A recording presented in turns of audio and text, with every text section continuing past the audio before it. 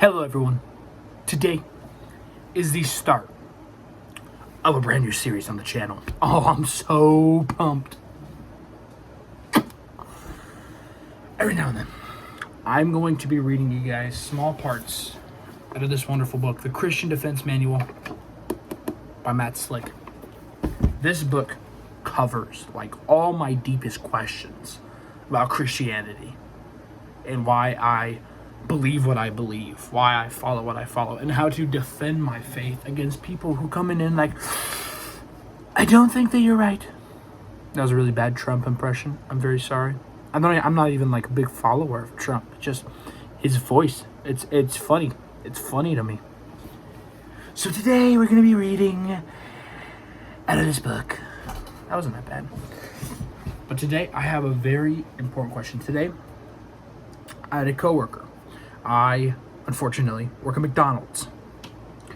Gotta do what you gotta do to get that bag, you know what I mean? The grind never stops. Alright, you still gotta take time for Jesus, though. Right now, it is 9:45 at night. I'm tired. I gotta wake up at 6 a.m. tomorrow, and I'm out here reading with you guys, so, yeah. Anyways, he is, like, on the border between atheist and agnostic, but he is nowhere near Christianity or a follower of Jesus. So today, he presented me with a paradox. Some of you guys may have heard it. It's called the Big Rock Paradox. Now, all of the Big Rock paradoxes is this paradox where can God create an unliftable rock? Now, some of you guys are probably like, that's a really weird question, but think about it.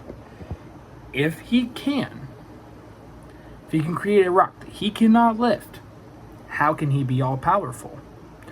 But, excuse me, but if he cannot create a rock that he cannot lift, he's still not all powerful.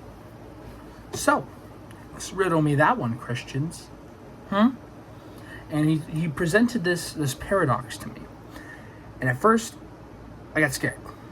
It's the first thing you don't want to do whenever you're debating religion with anyone, is that you don't want to get scared. You don't want to get defensive. Because once you start getting defensive, that's when they're like, this guy doesn't really know his stuff. Doesn't really know what he's doing.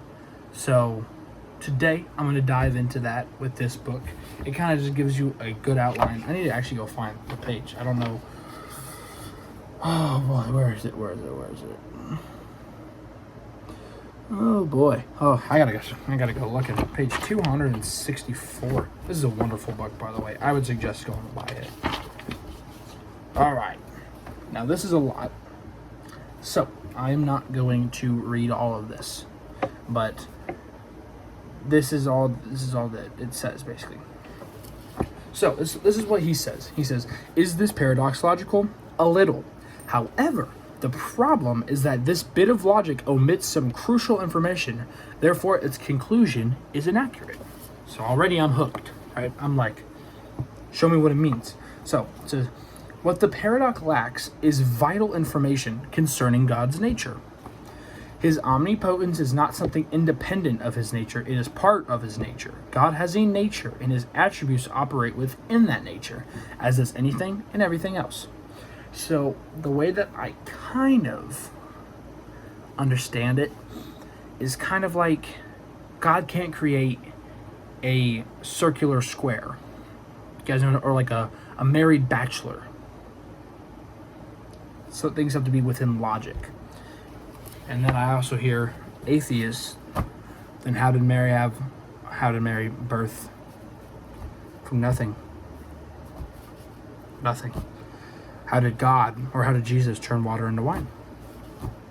To be honest with you, I got no clue. That's something you guys got to do some digging on.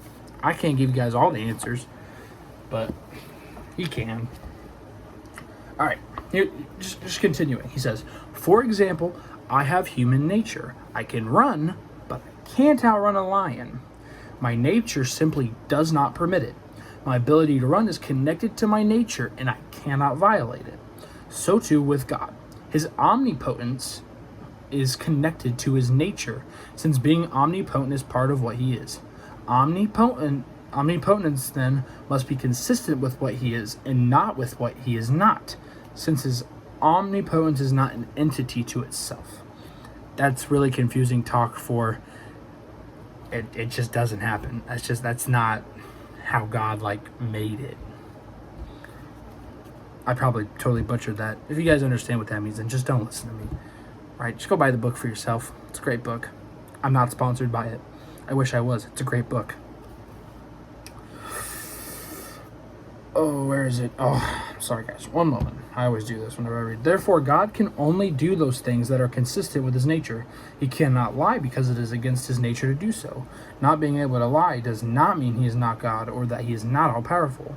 Also, he cannot cease to be God, since he is in all places at all times. If he stopped existing, then he wouldn't be in all places at all time. Therefore, he cannot cease to exist without violating his own nature. So that's a better explanation than what I was yapping on about. The point is that God cannot do something that is a violation of his own existence and nature. Therefore, he cannot make a rock so big he can't pick it up, or make something bigger than himself, etc. But not being able to do this does not mean he is not God, nor that he is not omnipotent. Omnipotence is not the ability to do anything conceivable, but the ability to do anything consistent with his nature and consistent with his desire within the realm of his unlimited and universal power, which we do not possess. This does not mean he can violate his own nature. If he did something inconsistent with his nature, then he would be self-contradictory. If God were self-contradictory, he would not be true. Likewise, if he did something that violated his nature, like make a rock so big he can't pick it up, he also would not be true, since that would be a self-contradiction. Since truth is not self-contradictory, as neither is God, if he were not true, then he would not be God. But God is true and not self-contradictory. Therefore, God cannot do something that violates his own nature. So what he's really just trying to drill into your head is that, like, that just doesn't make any sense. I really like that one thing. I can run. I cannot run fast at all. Dude, after like 3 40-yard dashes, I'm gassed, right? That's it. That's it for me. I'm done for the day. A whole lap around the track, I'm pushing my limits. That's only like a quarter of a mile? Pushing my limits. I'm not outrunning a lion. It's not within my nature. If I train every day for the rest of my life, I would not be able to outrun a lion. Another way to look at it is realize that in order for God to make something so big he couldn't pick it up, he would have to make a rock bigger than himself.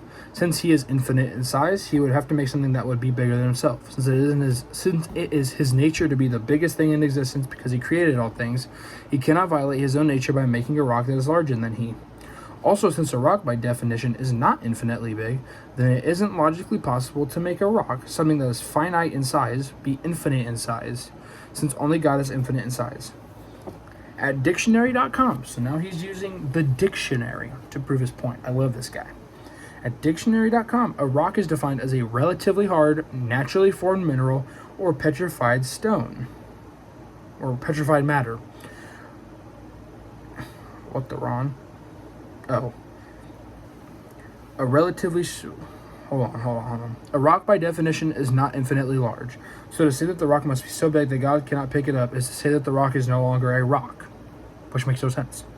What the critics are asking is that God becomes self-contradictory as a proof he doesn't exist. Their assertion is illogical from the start, so what they are trying to do is get God to be illogical. They want to use illogic to prove God doesn't exist instead of logic. It doesn't work, and the paradox is self-refuting and invalid. So if someone ever pulls up to you, asks you that question, they're trying to get you. Maybe they're not trying to get you. Maybe they're just asking the question for themselves.